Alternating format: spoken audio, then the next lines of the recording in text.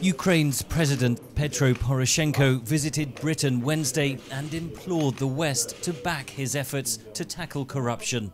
What is also in need is your firm support of Ukraine's reform.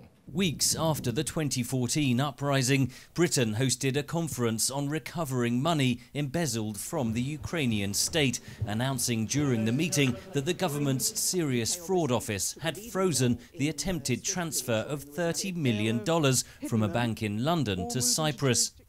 The money belonged to Mykola Zlochevsky, Ukraine's former Minister of Natural Resources, and was held in a series of anonymous companies based in tax havens. Zlochevsky contested the case in a London court.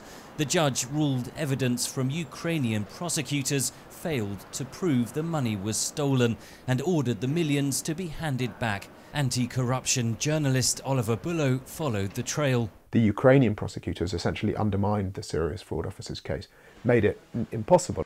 I mean, it isn't just corruption, it's also deep-seated incompetence.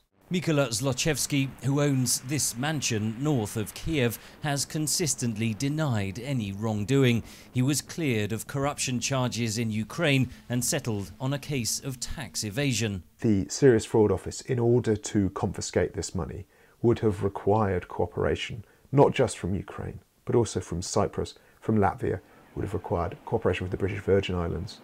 So you have a chain of law enforcement agencies that all need to be working strongly for anything to happen. Government figures show 92% of Ukraine's outward investment flowed into Cyprus in 2014, a well-known tax haven. Meanwhile, an estimated $100 billion of so-called dirty money is laundered through London every year.